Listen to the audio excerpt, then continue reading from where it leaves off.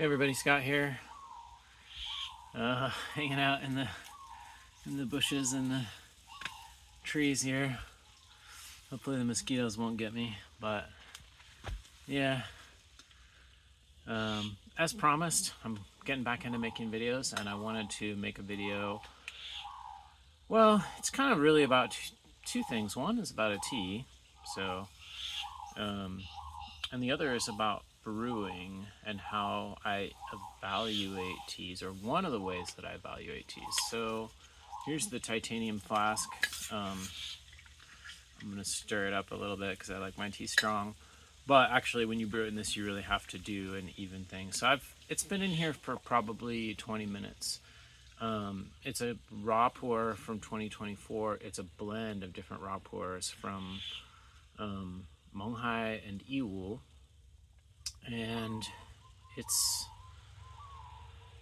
very, very strong tea. So, yeah, I was also, I was kind of thinking of calling it Chachi too, and pressing it in 2024. But with Chinese New Year and stuff, we just got all the tests back, and the tests came back perfect. So, like, no detectable residues in any of the three teas that are in this blend. So I think I'm going to press with a 2025 wrapper. And I've actually started to, another thing I want to talk about, I've actually started to try to sit, improve my posture here.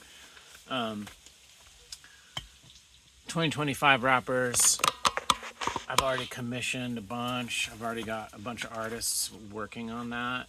So that's really exciting. I think there's already just some great ones, and a lot of artists have sent me sketches of designs that they want to do, and so yeah, we've started on that, and that's really exciting. But anyways, this has been brewing for maybe 20 minutes, which is like for this tea. I used 8 grams in here, so that's about 400 and I think maybe 500, but it's probably filled about 450 mark. The problem with this is the problem with this tea is with brewing in this is that, especially with a sheng pour, you don't want to just let it sit in there, especially like a younger sheng pour. So there's that. I probably should take it and pour out, but that's okay. I'll drink a couple of cups and it'll probably be reasonable. The thing is when the tea comes out, it's very, very hot, so it does take time to cool down. So this tea was really exciting because we know a grower in Hekai, and it's one of the teas in here. I won't give away the other ones, but we know a grower in Hekai that we've been trying to get tea from for a while, and we've gotten intermittently, and we were able to get some again in 2024, and they're ones that adamantly don't use pesticides. The other tea gardens also don't use pesticides, obviously, because at least none of them have come back on the test. They tell us that they don't, so that's good. But we do test for 404 pesticides, so that's, I know that's not a total exhaustive list of, I feel like there's probably new pesticides being invented, or not necessarily invented, but rolled out into the market every day. So, but these are the most common ones in China. They're used in China, so in agriculture. I'm trying to sit up straight, so I'm gonna lift this up a little bit. Probably should trim this one. I don't like to trim too much, but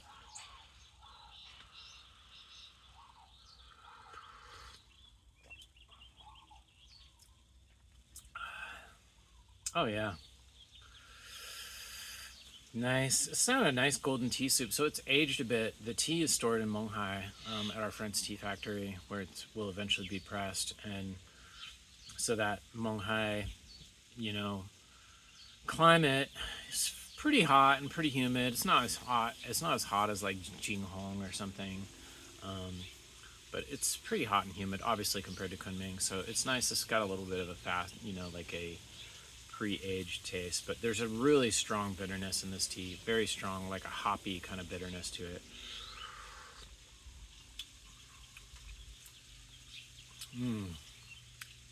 The thing that I like about it is it doesn't have like a drying mouthfeel. It has a very it's very sweet, thick, lubricating kind of mouthfeel, which is nice. Because a lot of teas that have that young astringency and bitterness don't have that. They tend to be drying, and I don't find this tea to be drying, which is really, really nice. And that's a good sign for its aging, and also just for its general quality as well. I feel like that's a quality that we want to really avoid, at least in the extreme end, with young teas having astringency and bitterness, and some kind of drying aspect to the mouth. I think that's not all bad, but too much of that is not good either.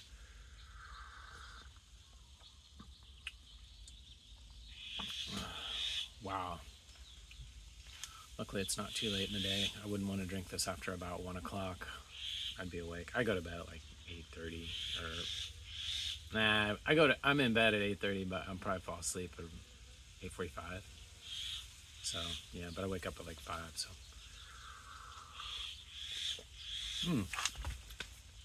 yeah, good. Let's keep going. So anyways, back to this thing. There's a few different ones that we sell, and again, I've never been one to push teaware on people, and I'm not trying to push these on people at all, but I genuinely like brewing with these, especially Heicha, especially ripe pour. I've been drinking a 1992 Heicha Juan that I got samples from somebody in Taiwan that has Taiwan stored teas, and this 1992 Heijuan was one of them, and it just literally would not do anything interesting for me. Not interesting, but it wouldn't. Yeah, I mean, for me, I know after brewing a lot of Heicha in these kinds of vacuum flasks that is the way to do it. And for ripe pour, in my opinion, that is the way to do it, especially with a more aged one. But the 1992 Heijuan that I was drinking, I drank a Gong Fu style and it was fine, but it was still after 10, 12 steeps, even me pushing it, it was still there were still these semi-compressed bits. So, in my opinion, a lot of teas should really only be drunk in these vacuum flasks, not Gong Fu Cha, which I wouldn't have expected myself to say that in the 10 years ago or whatever, but my experience is just points me to that it's so much better. I'm not used to having something just constantly on my head. I feel like wearing a hat. I'm gonna lean up against this little. It's just so much better, and there's so much more flavor profile. And for ripe pour, even young ripe pour, a lot of teas I've evaluated, and I've even started to evaluate raw pour. And so when I say evaluate, I don't exclusively evaluate the tea using the vacuum flask. I also do it Gong Fu Cha, but for certain teas, it's just obvious to me that the way to brew it is with the vacuum flask. Any tightly compressed Qianliang tea, any tightly compressed Heijuan, which that's most. The Hunan Heicha teas are super tightly compressed. Anytime you have a really tight compression tea, especially an aged one, in my opinion, the vacuum flask is going to give you more.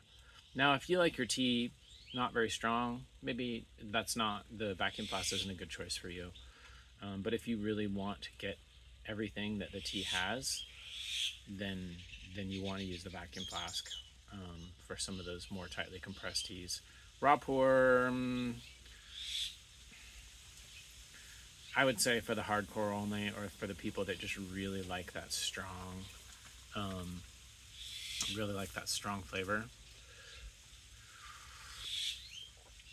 But it's good with this tea because I'm now basically saying, okay, I'm going to press this tea, but I want to drink it again. I've drank it probably 15 times, this blend. But today's the day when I'm saying sending the wrapper, the design wrapper, whatever, to the printer and saying print this, and then as soon as it's printed, then we'll send it to the tea factory to be pressed. It'll probably be the first 2025 tea that we press, although it's not a 2025 harvested tea, but it'll be a year of the snake tea. So yeah, essentially, like, I just wanted to drink it in this vacuum flask to really get a strong sense of that. I don't know if you heard that. There's a peacock over here.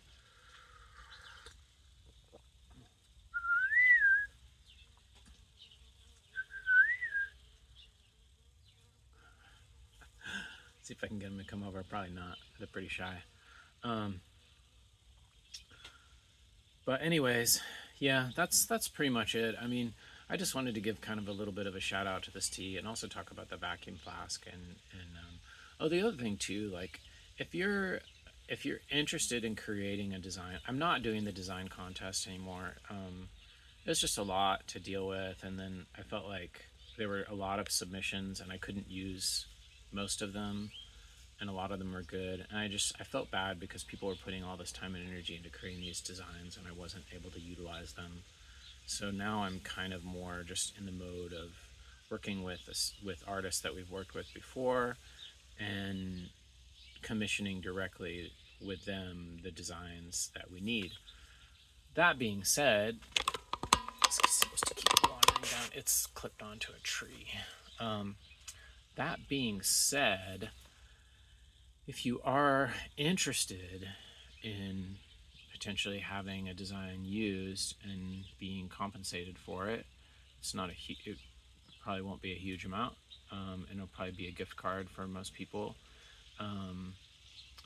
Then you can send an email to me with like some of your designs, some of the work that you've done, and I would consider that as well. We can talk about it. But yeah, I always have a need for good designs and good art to grace our wrappers, and so that's that. Anyways, it's just kind of an invitation to people, to artists out there who are interested. But